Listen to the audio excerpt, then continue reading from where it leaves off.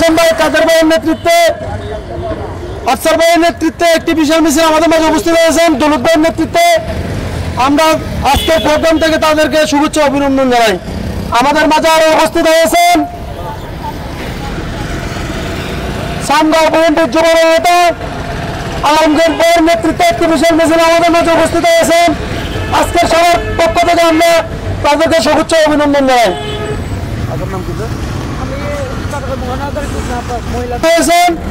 চট্টগ্রাম মহানগর মহিলা দলের যুগ্ম আহ্বায়ক